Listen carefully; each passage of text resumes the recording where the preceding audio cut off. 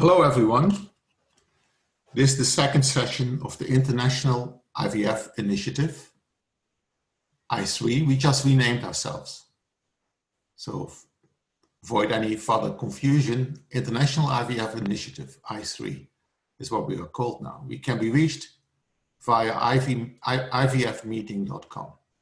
We are a platform for webinars of all types, providing our system to any professional organization in IVF.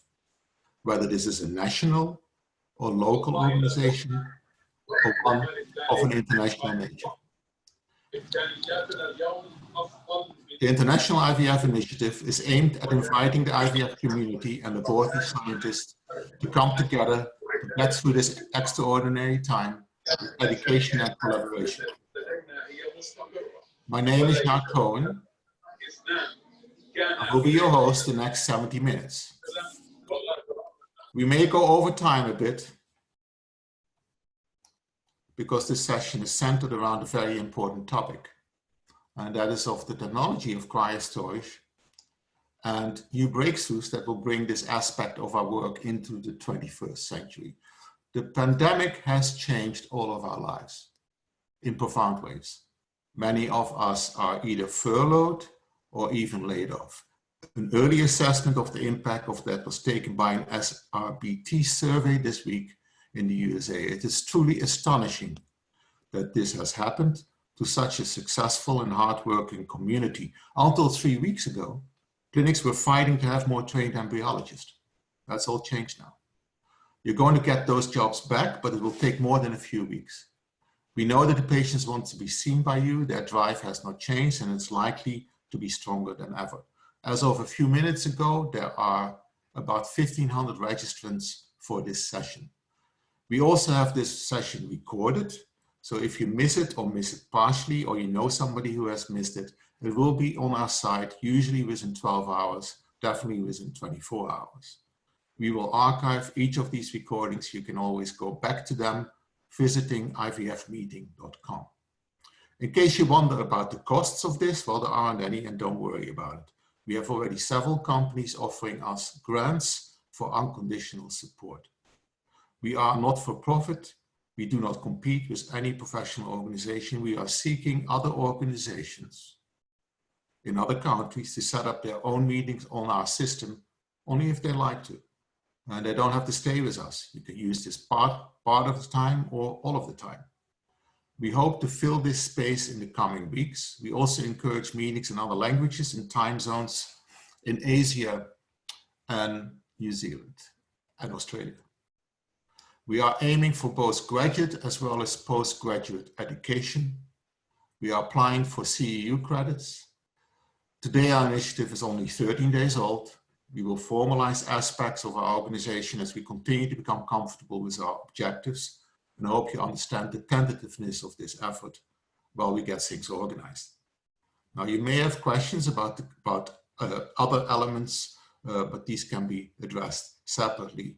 And you can certainly visit our website at any time. The session today is centered around a well-known problem in our laboratories, that of cryostorage and issues with safety. It's both a good and a bad problem to have. Now, the good part is that you have become very, very good in preserving viability of gametes and embryos. You've become almost too good.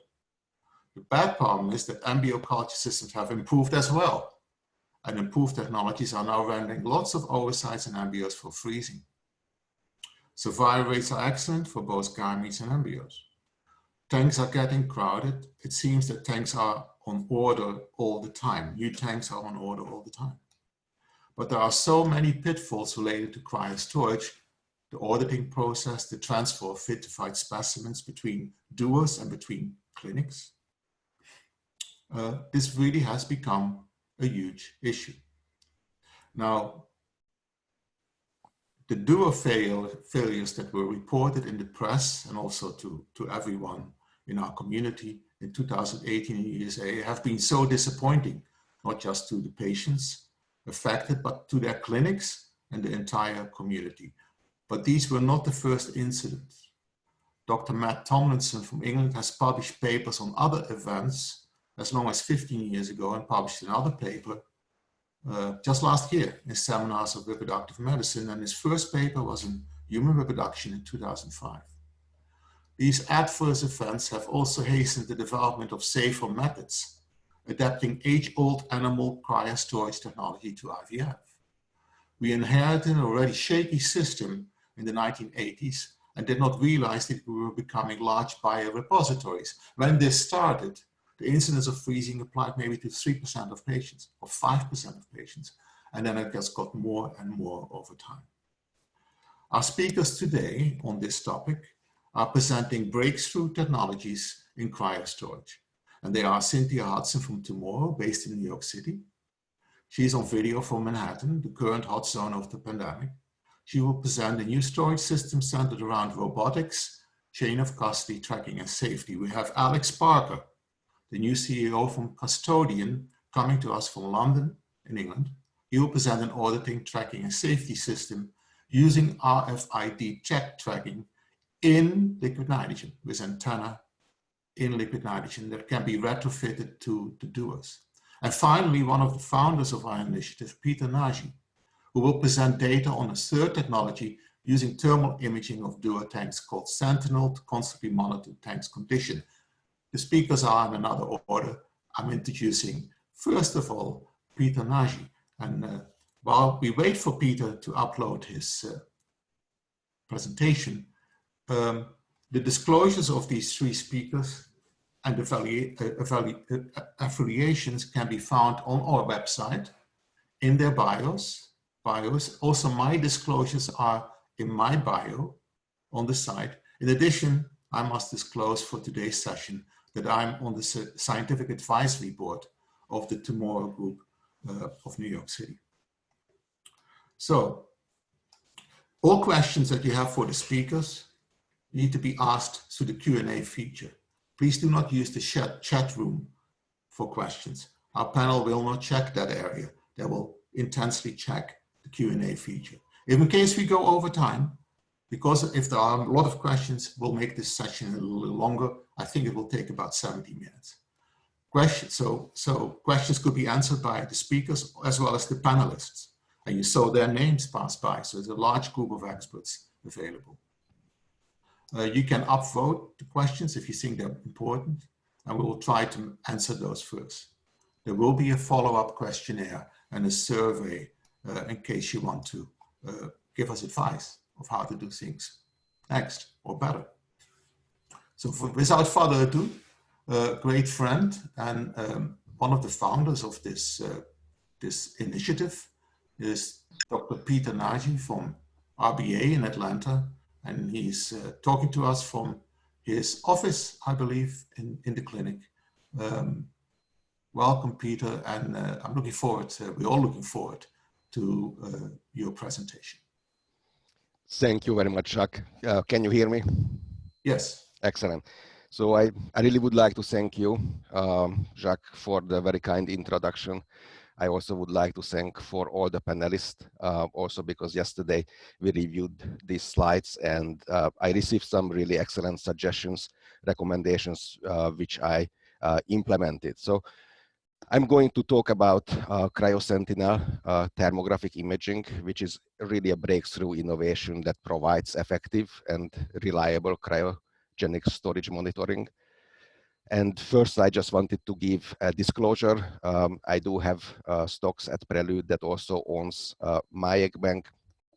I am at the Scientific Advisory Board of Cooper Surgical for many, many years.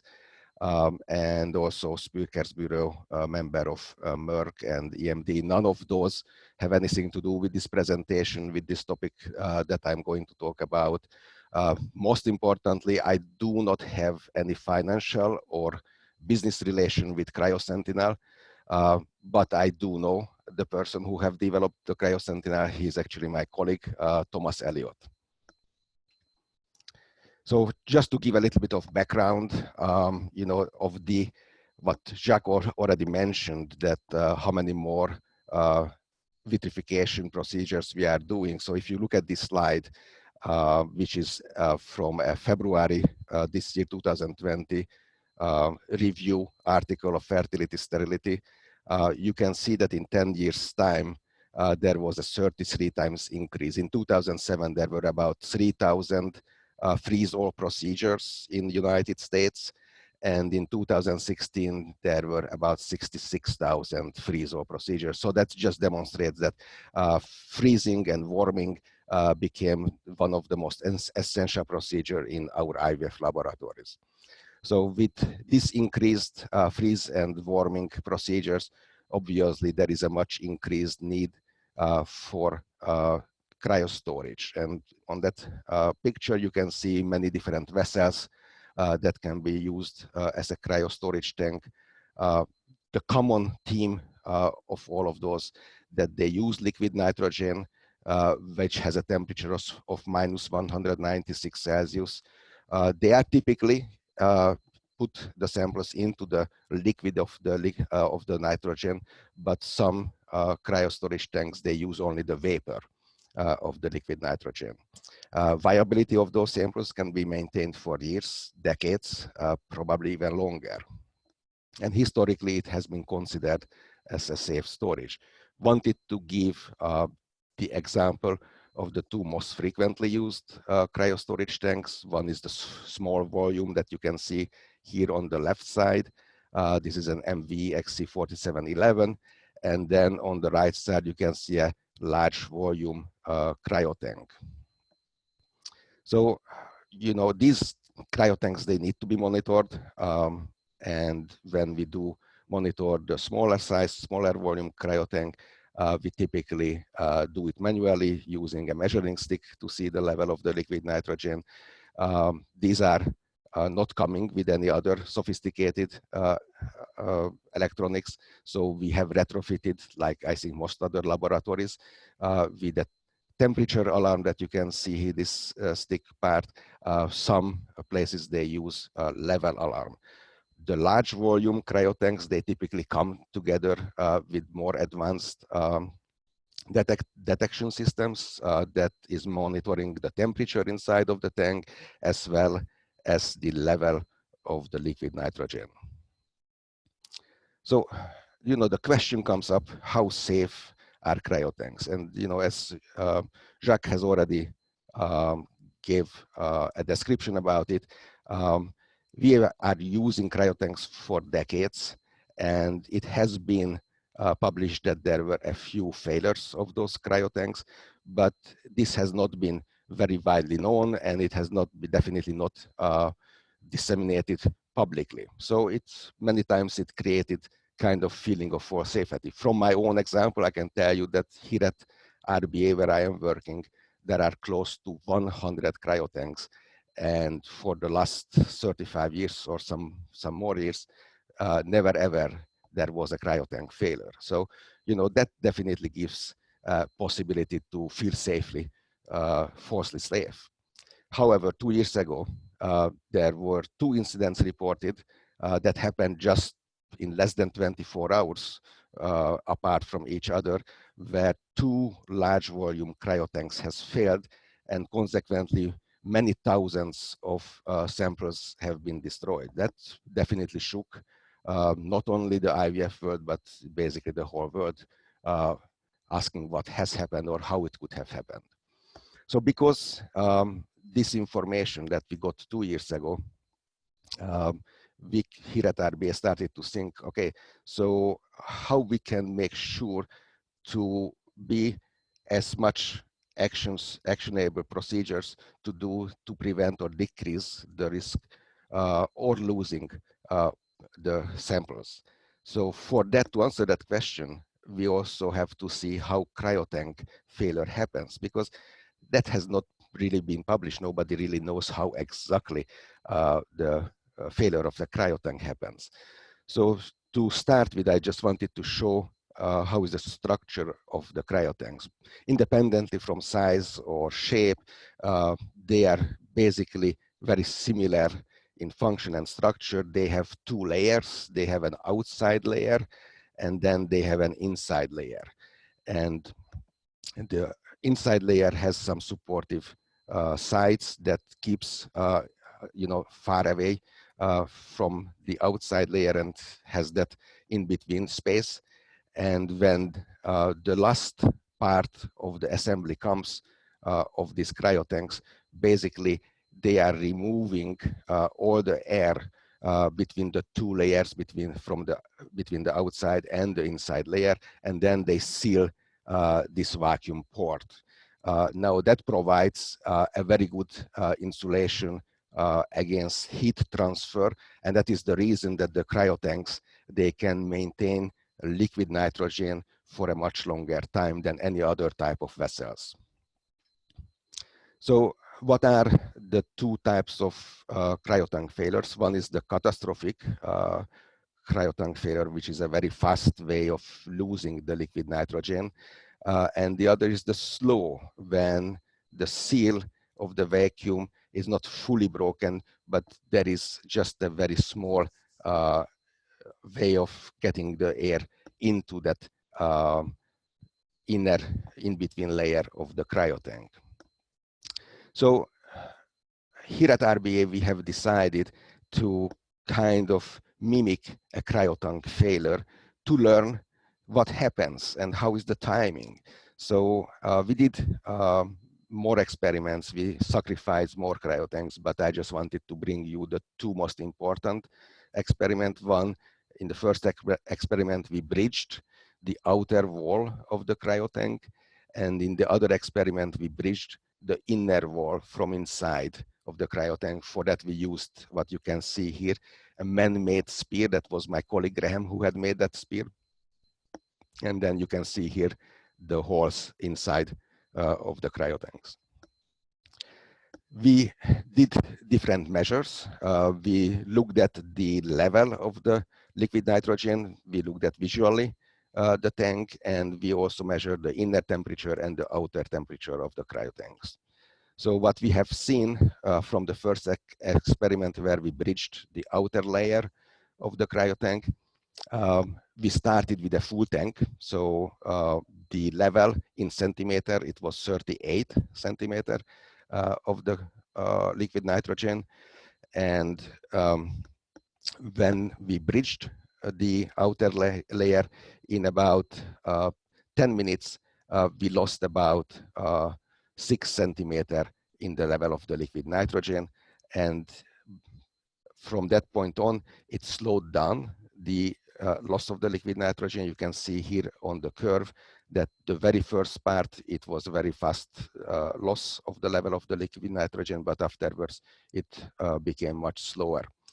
And basically it took approximately 21 to 22 hours to completely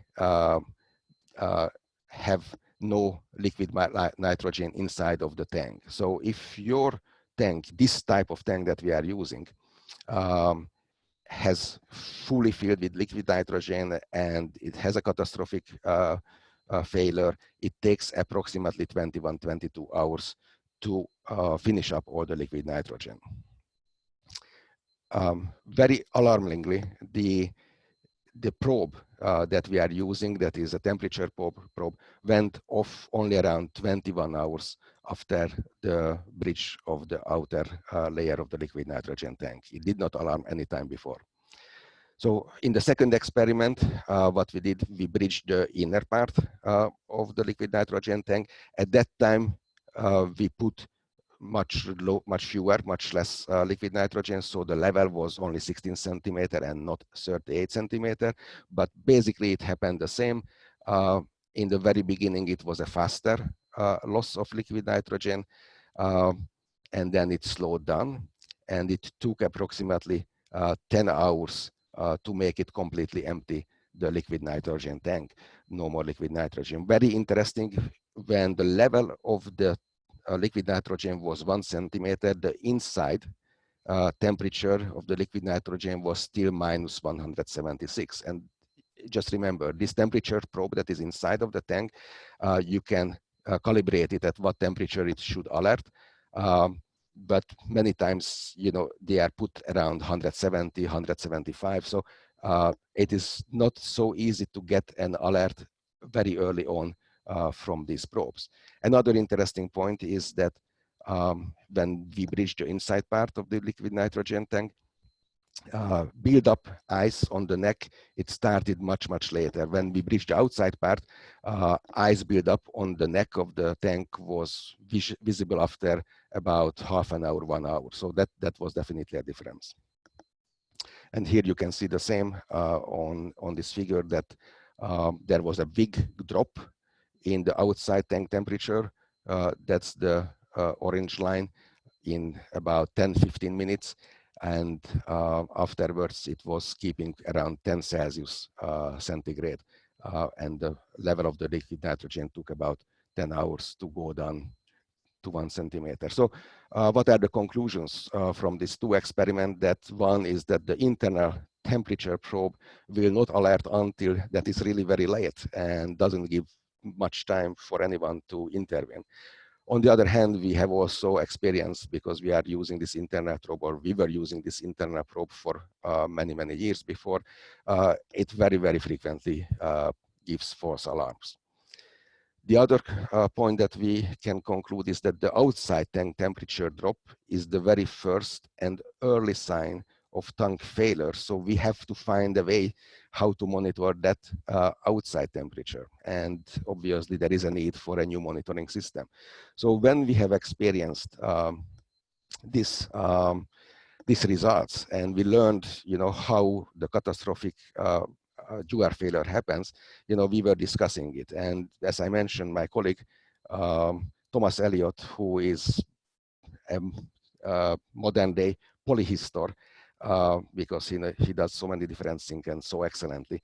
So he came up with an idea of thermographic image monitoring, which is basically an infrared camera that you can put on the wall and visualize your cryo tank. So at RBA, where I work, as I told, we have nearly 100 cryo tanks, and that's the live picture with the regular camera of those cryo tanks. And here on the right, you can see that how is the infrared picture of those same cryo tanks. You can see that the camera is providing you the highest temperature of the room, which is 24.2 Celsius, the minimum temperature, that is 21.5, and the average temperature as well.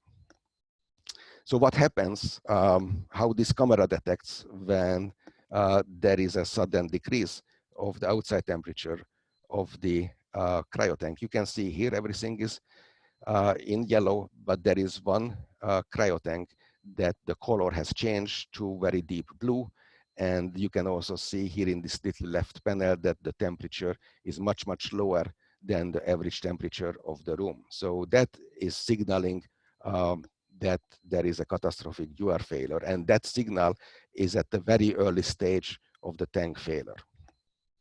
Here in the right, you see a different picture where there are a couple of cryo tanks, as you can see. What is also very interesting here, that the room temperature, highest room temperature is 33.9. The average is 24.5, and this cryo tank here is very close to that. It's only 21.8. So it's not really setting off an alarm at that point, but it is showing very clearly that the whole surface of that cryo tank is much deeper dark blue. And actually, these were my colleagues, Lamonta Rush and Kim Pomeroy, who were very kindly offered this picture. They also told that this cryo tank that was picked out by the Cryo Sentinel, a couple of days later, it actually failed. So this system can also predict which tanks might fail after a time. This is also able to provide access anywhere in the world, so you can get the picture, but you just saw it on your computer, laptop, or you can get it also on your phone. So we can tell that Cryo Sentinel provides a much needed addition, remote constant surveillance, to other measures, procedures to monitor cryostorage tanks. And I'm just emphasizing that there are other procedures because, obviously any type of remote monitoring system is just one additional layer of security.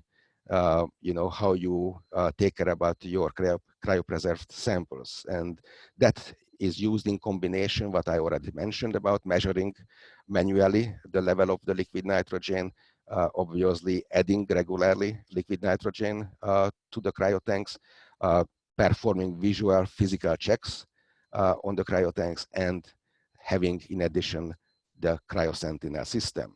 So in conclusion, I can say that thermographic imaging, Sentinel, is able to detect catastrophic dewar failure at a very early stage, giving sufficient time to intervene. And the same system can also detect dewar failures where liquid nitrogen loss is much slower. And Sentinel in this way can provide an additional layer of security to keep frozen samples safe. And finally, I also wanted to acknowledge all my colleagues. I have the most fantastic team that anybody can dream about here in the IVF lab. They are really great and very innovative. Just an example, for one of our birthdays, they decided to do ice cream and use liquid nitrogen as an alternative use for having a delicious ice cream. So thank you for everyone. And if there will be some or any questions, I hope I will be able to answer. Thanks. Thank you very much, Peter. What a great device. Got quite a few questions for you. And while Alex Parker is maybe sharing his screen, if you can unshare yours, Peter, and then Alex can come in and share his screen. Just a few, one or two questions for you, Peter. What about having, one question is, what about having a monitor built into the cryo tank that monitors the vacuum? Right. The vacuum is actually between the two layers. So I suppose that is possible to do, to put some type of sensor between the two layers. Again, you know, I am not an engineer, so I don't think I can really answer that question. My concern about any type of instrument or probe being inside of the dewar is the temperature. As I mentioned, this temperature minus 196 is extremely, extremely low temperature, actually not very far from the absolute zero. Yeah. And I believe that any kind of instrument inside is doomed possibly failure after a longer time being in that such a long temperature. I hope it's not like that in every time, but it is something that, you know, definitely a big wear on anything that is inside in a temperature like that. Great. Well, there are a lot of more questions for you, and we'll come back to that later. Okay. Well, thanks, Absolutely. Peter. Thank you. Alex Parker, welcome from London. Please tell us your story, the Kustodian story, and the devices and systems you guys have developed. Hello there. Can you hear me? Yeah. Great. Fantastic. Well, yeah. So, well, hello everyone. Thank you, Jacques, and the IVF meeting team and panelists for inviting me to speak, and for all those watching, thank you for joining. Today, I will be discussing directly tracking biological samples at cryo-temperatures using a retrofit system to automate auditing and billing. First off, full disclosure, I am not an embryologist. I am a mathematician with a background in quantum computing, machine learning, and AI. I am the CEO of Kustodian, and that is the technology I will be talking about. Today, I'd like to show something that I think would help with some of the shortcomings in the industry currently. I'd first like to pose a question. How should we be distributing tasks in this industry, or any industry in general? We as humans have a certain set of skills and tasks we are brilliant at. On the other hand, there are some tasks that we do just fine in. Not terrible, not great, just fine. Equally, computers have a set of tasks that they are fantastic at. And then there are some tasks that they will simply fail at. One example I give here is billing. Humans, we are okay at it. We do our best and we're not terrible by any means, but as we may miss a line here or swap a 6 for a 9 there, that is to say there's room for human error. Computers, on the other hand, would be fabulous at this task. It's the computer's dream to run a repeatable task. Human errors would be non-existent and the computer wouldn't break a sweat. Now, if we turn to another task with a high number of variables and complex signals like a patient interaction, I'd say that humans, we're pretty great at this. In an instance, without even being conscious of it, we're processing huge amounts of data through facial expression, tone, volume, body language, etc. On top of this, we can understand nuance, and this allows us to excel in these types of situations. A computer, on the other hand, there isn't much nuance just yet. Despite the huge advances in AI and machine learning, today I'd still prefer a human to a chatbot for my medical consultations. So how should we be distributing tasks? I believe it makes sense to dish out the tasks such that we can utilize the strengths of the human and the strengths of the computer. For computers, their strengths are found in repeatable tasks, having relatively few moving parts and well-defined constraints. Humans, and especially embryologists from what I've seen in this field, are incredibly curious. New, high-quality research is being produced constantly, and their strengths lie in pushing boundaries and asking questions. We are also able to deal with high degrees of complexity, lots of moving parts, as well as emotion and nuance. And this brings me to our topic for today. What problems are we wanting to solve for cryostorage? Safety, of course, is a top priority. This is both safety for the biological samples and safety of the embryologists. It's a dangerous process for an embryologist to lean over a dewar filled with liquid nitrogen. We have a growing inventory, as Peter mentioned in the previous presentation. How are we going to solve for this? Handling the biological samples themselves. There's been fabulous research done by Ludovico Parmigiani, who spoke on Tuesday, and McDonald about handling samples in transportation. Their work, as well as 2 studies by Sansanina, show that if you have to identify oocytes by hand, then you are likely to reduce survival rates by devitrification. This, of course, is not something we want. Consent tracking is also problematic, as in the UK at least, it's a criminal offence to store samples when the consent has expired. Other administrative issues, such as chain of custody and record keeping and billing, also present a problem in the fertility industry, as they do in many others. One solution to these problems is an integrated hardware and software system that tracks biological samples using modified RFIDs that can be read in liquid nitrogen and vapor phase. This is different to benchtop RFID tagging that occurs at ambient temperature. With the modified RFIDs, you are able to audit inside the tank without lifting the lid. This diagram gives a generic overview of how the system works. Here, we have a container that holds consumables. These could be sperm straws, vials, tubes, etc. The modified RFIDs are attached to each consumable. For a retrofit, the antennae are installed inside the cryo container. The multiplexer is the main communicator between the devices and the software. It induces a current in the modified RFIDs via the antennae. It then uses a Wi-Fi connection to send the data to the relevant receivers, like a phone or laptop. If there are any mismatches between what is expected in the container and what is in fact in the container, then the software flags this immediately. Each modified RFID tag has a unique identifier. This means that if you start with your sample in New York and you fly it over to London, you have the ability to read the tag and identify the sample. The hardware is also adaptable. This means it can support many different sizes of container, and it is possible to retrofit a clinic's current containers with the hardware. As well as this, the system is scalable. There is no limit to how many devices can be tracked. The system also uses cloud-based storage, allowing a clinician or patient to access the data from anywhere in the world on any smart device. Currently, you need to bend over and look into a misty tank. This software provides the information needed without putting the patient's samples in danger and taking up an embryologist's valuable time.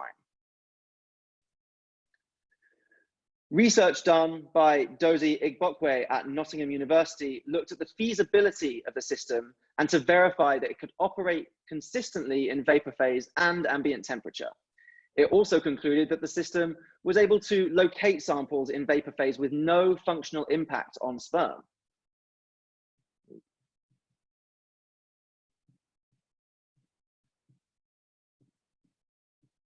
The study concluded that the concept works and had potential to be implemented into clinics. Following on from this, process mapping for freezing protocols was done at London Women's Clinic, Wales. And as such, the software follows the clinical process.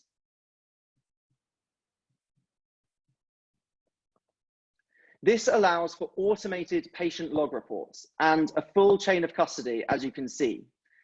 Each step in the process is logged with a time, date, operator, and description. The same can be done for billing and consent.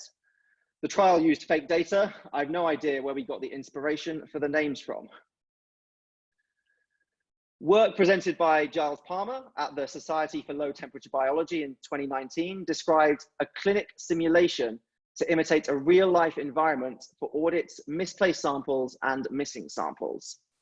56 unique tank audits were completed with 100% accuracy on the locations of the samples across 2 tanks. 96 samples were randomly misplaced and were immediately flagged by the system. In addition, 44 samples were purposely removed to simulate missing straws. They were immediately flagged as well. At Cambridge IVF, third-party validation studies are being currently conducted. These will confirm that human sperm is not affected by the hardware and software used for this process, such as a lifetime of exposure to RFID readings will not affect the sperm. Freezing in the presence of an RFID tag sheath will also not affect the sperm, and the RFID reading in liquid nitrogen or vapor phase will not affect the sperm. Future studies with Cambridge are planned, as well as a study being initiated with the World Egg Bank. There are some tasks that computers are inherently better suited for than humans. Automation is going to be a huge part of the industry, and that shift can start today. With modified RFIDs working in liquid nitrogen and vapor phase, we can tackle the problems we have with cryostorage. This means less monotonous work for the embryologists with automated billing and consent handling, as well as automated auditing. Let's get back to doing research, to tinkering with novel technology, to building client relationships and guiding them through their emotional journey, to creating life. I've heard embryologists run out of the room when you mention the word audits. I hope that doesn't have to be the case in the future. Thank you for taking the time to join today's presentation. If you'd like to continue the conversation, please visit www.custodian.co.uk/IVF meeting, where these slides have been uploaded, or feel free to send me an email. I'd love to hear from you. Thank you to Jacques and the IVF meeting team for the invitation to speak, and thank you to our collaborators at London Women's Clinic, Nottingham University, and Cambridge IVF. Thank you. Thank you, Alex. This is, like Peter's case, is just fabulous technology, and we can't wait to implement it. Got some questions for you while you unshare your screen. Yeah. While Cynthia from tomorrow, from New York City, shares her screen, a couple of questions we have. So you need specific software for this, and it looks very pretty. So the question is, if your receiving clinic does not have the software or the same technology, do we need to rely always on the manual witnessing method? So in other words, if you transfer a sample and it has that RFID chip, it then has no function anymore. You would just have to go with the visual characteristics of that device, right? Yeah, so if a transfer happens and one clinic does not have the software, yeah. Yes, I guess that would be, I mean, it would still be, yeah, if the software and hardware is not available at the other clinic, then it cannot be accessed. However, there is an API available such that people can still access the database, and we can still give them access to that API for instances like that. Yeah, very good point. Yes. Another short question, what size are the RFIDs, and are they compatible with our eyewitness system? I guess they are not. But go ahead. They're probably not compatible with another part. Sizing wise, I would be, I don't want to say just because I can't remember off the top of my head, so I don't want to give misinformation, but happy to answer that in an email. And are they compatible? Not today, no.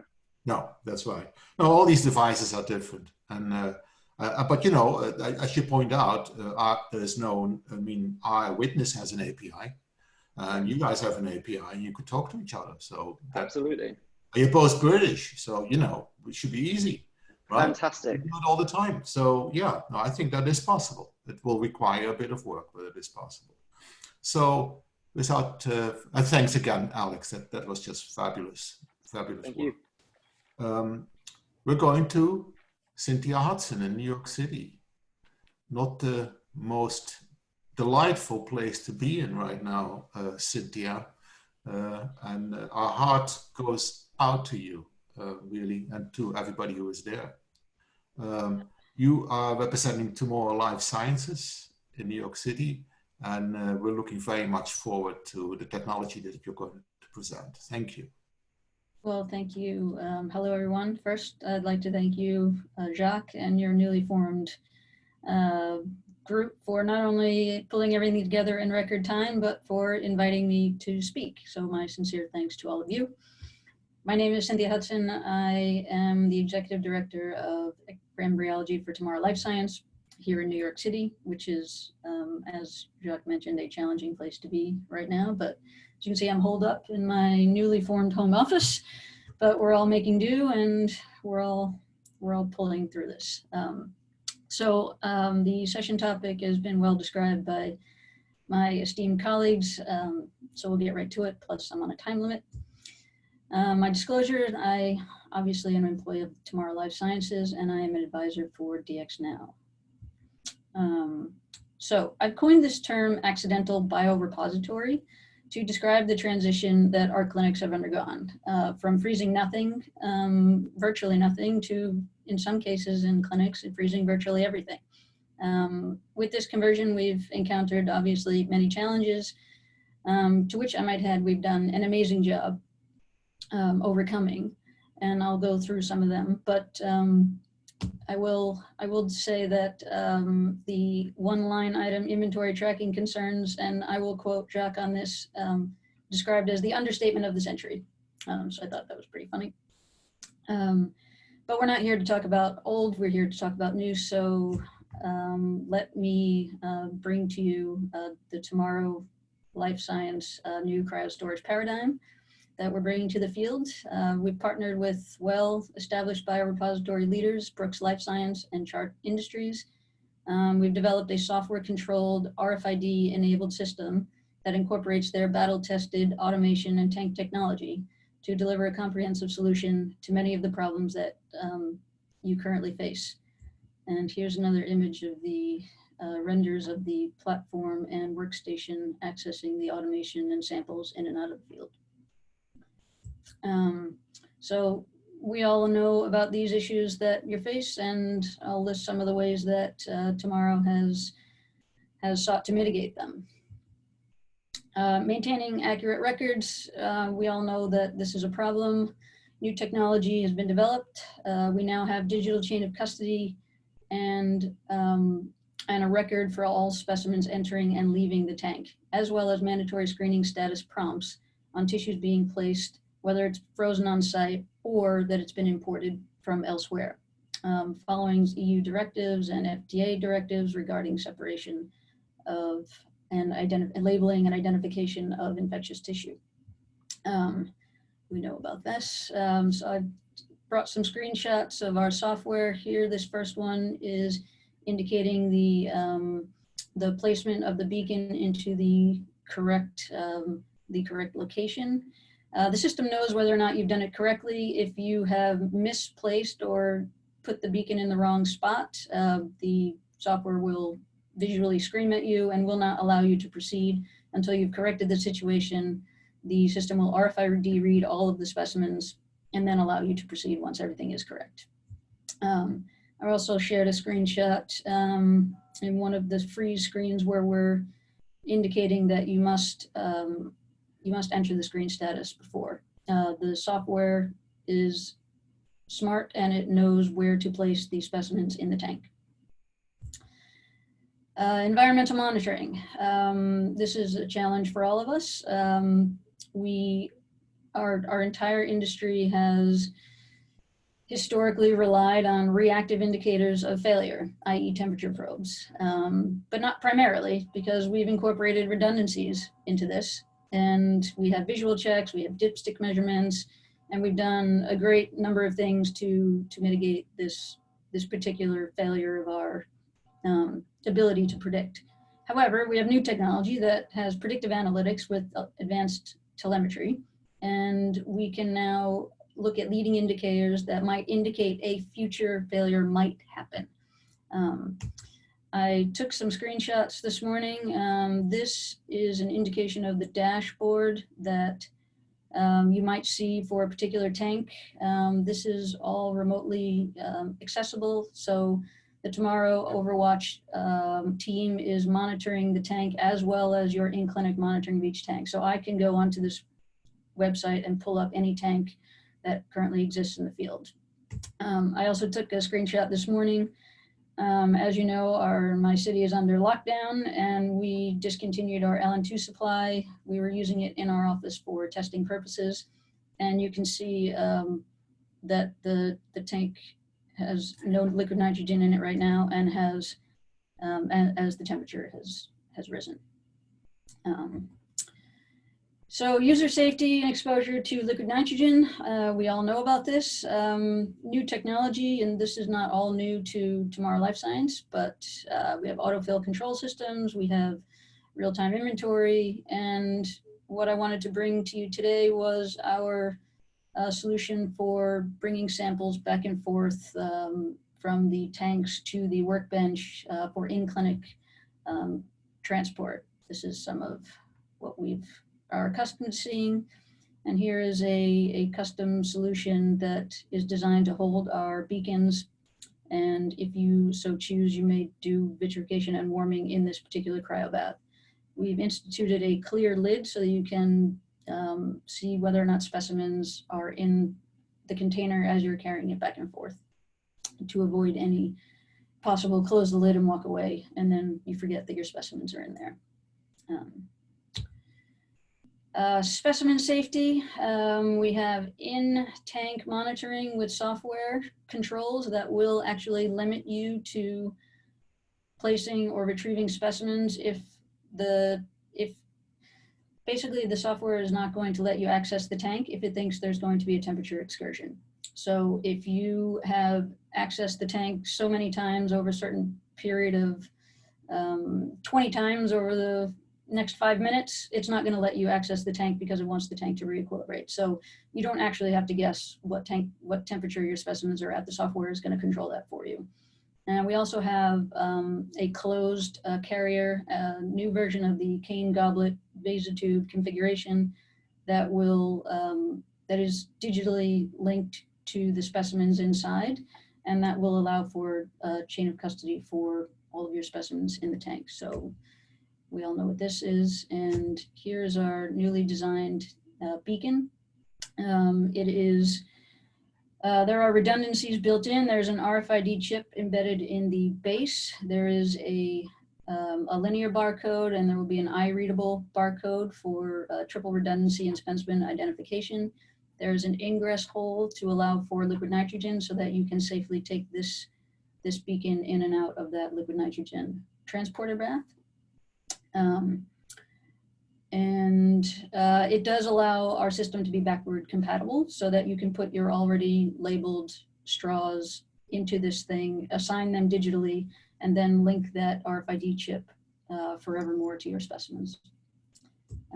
I'll input this for Giles Pimer, who indicated to me last night that our robot looked like the one featured in the 1960s television series Lost in Space. And with that, I would like to list this is a partial list of my team members at Tomorrow, a team that I'm incredibly proud to be a part of. And if anybody has any questions, please, you can reach me at that email at cynthia@tomorrow.org. Thank you very much. Great, thank you, Cynthia. Also, this is incredible technology, and so we now have 3 presentations of new technology. I just want to ask one question, a personal question, which is, so when can we get this? Because we all want this. I mean, I don't have to make any calls. We all want this. So when are you guys going to be ready to?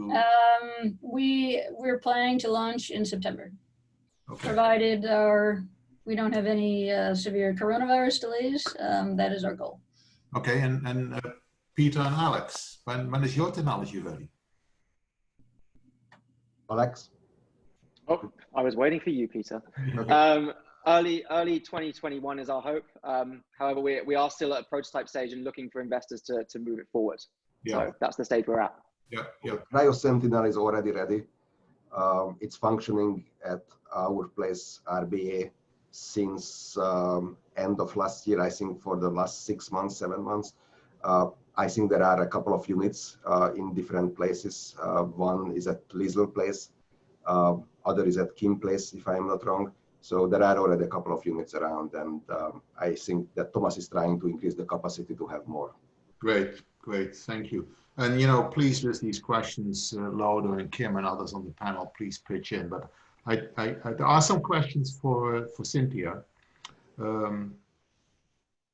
What is the error of temperature measuring is one, and what are the costs of a system like that? I'm sorry, what was the first question? The error? So what was the error of temperature measuring?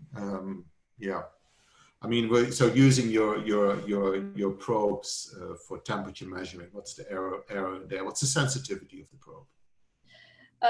Less than 1 centigrade.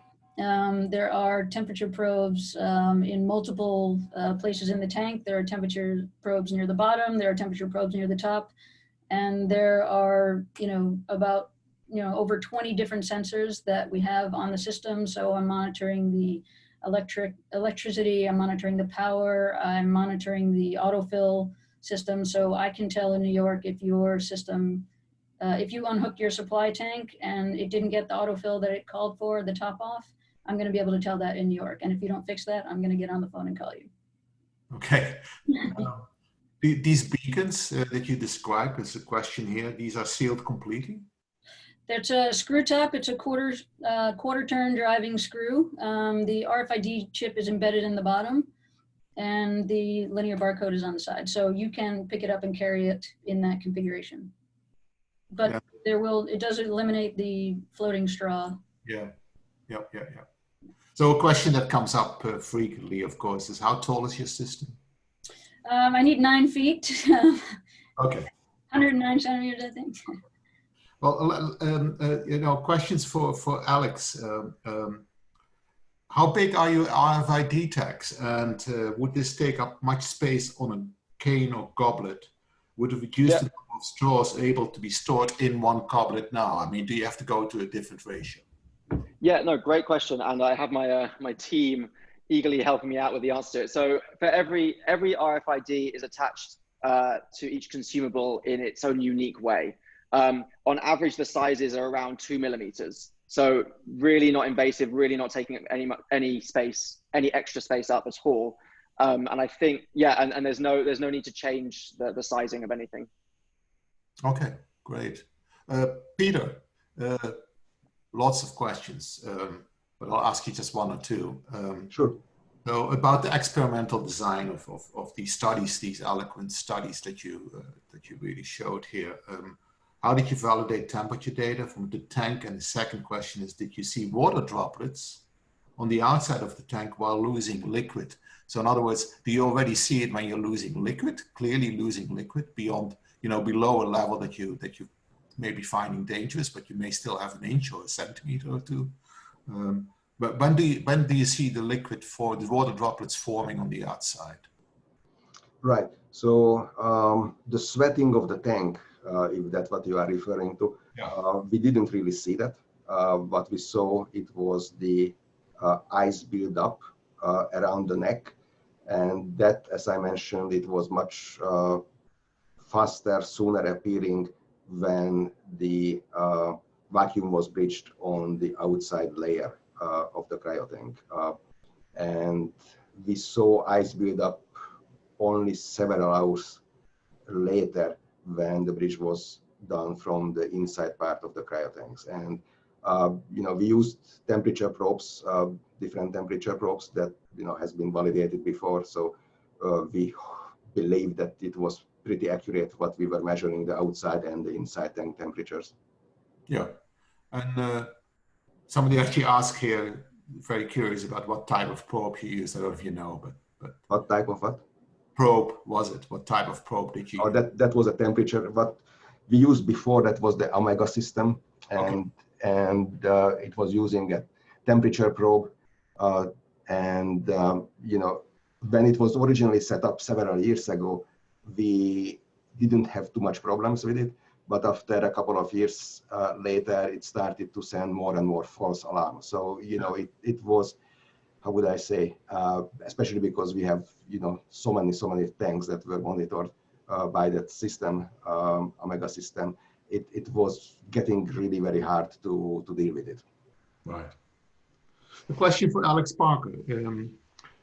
Is it possible to modify a traditional doer for this technology? I think you mentioned that it was retrofitted. It's obviously applicable to probably any type of doer, right? So if you go to Peter's lab, you could do it there. If you go to my lab, we probably have different doers, different makes, different sizes. You could do it there, which brings me to the question really well.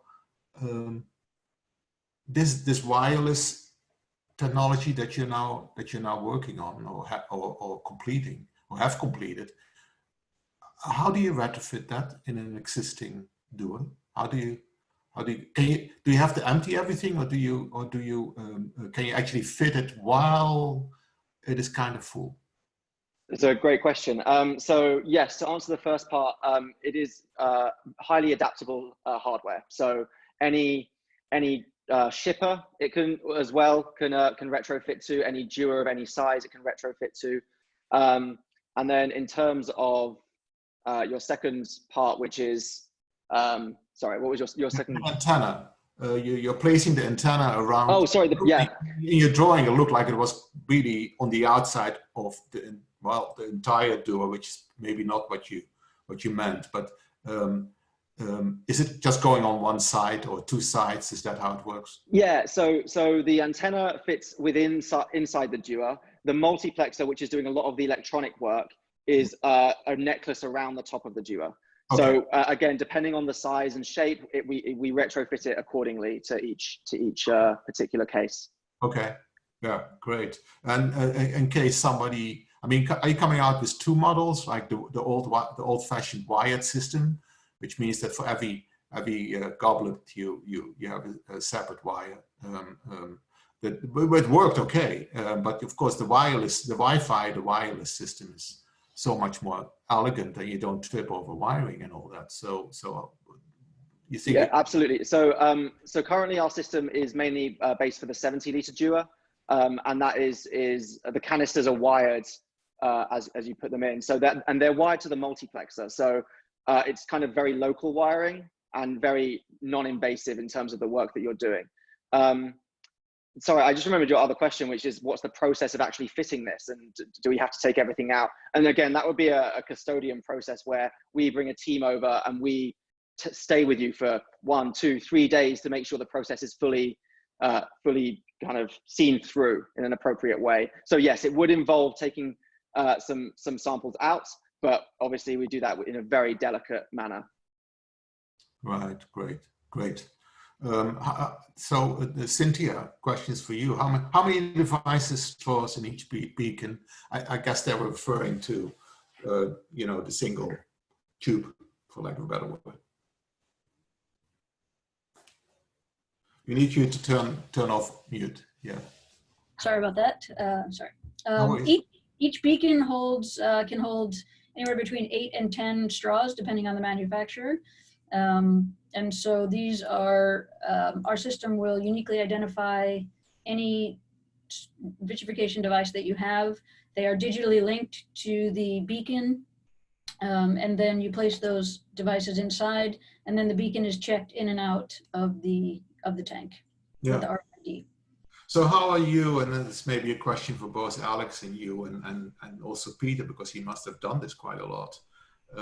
You know, one of our nightmares is take all the samples out, vitrify, and put them in another doer, which is what you're proposing to do. How are you going to about that? How are you going to do that? Well, thanks for asking. It's a great question, actually. And we were about to make a video about how we were going to do that before we all got sent home. But I have a very experienced colleague whose name is Timothy Sharp, and he is a biorepository expert.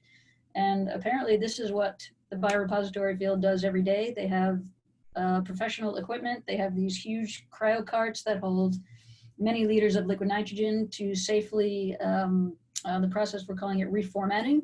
So you would take your cane goblet configuration from the doer, place it into this cryo cart, which is a huge workspace, carefully temperature controlled. We will verify the identity of those specimens, place them into our RFID enabled beacon, close the lid, put it in, and then load it into the system. So it's done in a very controlled way.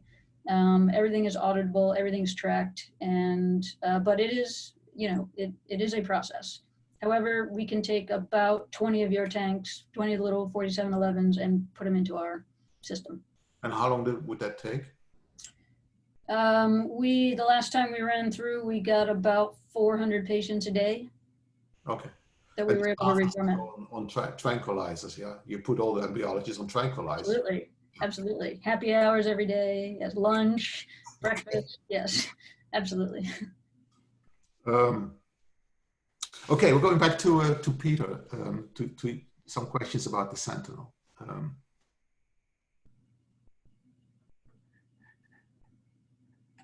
So when you did that experiment, what temperature was the internal temperature alarm set to? Right, I saw that question. I also answered it. Oh, I'm sorry. Okay. No, it's okay. I was just typing it. So it was set to 175 or 180, I have to check. And I added that, you know, retrospectively, when we saw the results of that experiment, probably would have been better to set it on an even lower temperature, like minus 190. The problem is that the closer you go to the temperature of the liquid nitrogen, which would be, of course, the more ideal setting, the more false alarms you are getting. You know, so the reason that we didn't set it originally lower than that, because we were getting more false alarms, if that makes some sense. Right, right. I noticed in the one thermal imaging camera you had set up there really nicely, you were covering 16 doers. That's pretty good. You know, most lab, I don't think we have an idea what the average of number of doers is in most lab, but RBA of course has an exceptional situation because of your egg bank.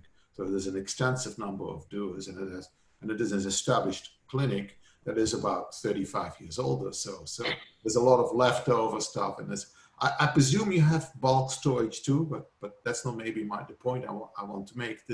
The Sentinel looked in your pictures at 16 doers. So what does it do in reality? How many of these Sentinels do you need in order to do your room, which is 100? Right, and you know, first of all, just to go back, why we have so many cryotanks, if I may say it, it's in one part because of you. You know, when you worked here at RBA many years ago, you started really the cryopreservation here in the United States. And I remember the publications about it. So, you know, first of all, congratulations, you know, starting with that. And secondly, nobody's ever heard of it. So, and so you know, we still have frozen embryos from your time. Yeah, yeah. You tell me every time. Oh, it didn't survive. It didn't survive. Right. So anyway, we do not have large volume cryotanks. We were considering it. We were really considering it, but I have been always a little bit more worried about it. You know, I love technology. I really love technology. I think it's great that, you know, those large volume cryotanks, they come with, you know, more technology, that they have their own level sensors, temperature sensors, etc. But I just really trusted more these smaller size cryotanks, you know, We know how they are working. Basically, you just need more space. You know, here in Atlanta, it's more easy to get more space. That is not so expensive. Obviously, in New York, San Francisco, etc., space is extremely expensive. So, you know, having big cryo tanks, large volume cryo tanks, basically you can really consolidate a lot of samples, but that comes with its own risks. Yeah, you're quite right about the space. Inner city space is a totally different story than suburban. So that's a good point. And I think in the 1980s when we started this, we knew that this was not the best. And so what we chose was the smaller container simply to contain the liability. I mean, that was the choice that was made. You could either go with the small ones and have 20 lawsuits, or go with the big ones and have 500. And so literally it was a calculated choice. And, you know, just to get back, as I told, we have 4 cameras, and I don't know how much you can see it. Yeah, we can see that. You can see it on the phone. That's my phone. So this is the first camera picture. Yeah. Second camera, third camera, and fourth camera. Yeah, that's great. So you can get all of it. Yeah, that's great. And you can, of course, see this from anywhere. It's very convincing. Well, we are 5 minutes past 1. Unless the panel and Liesel, who has fed me all these questions, thank you, Liesel. Unless Lodo and Kim, if you like to add, anybody else from the panel, if you like to add or ask questions to these 3 fabulous speakers, you know, please go ahead.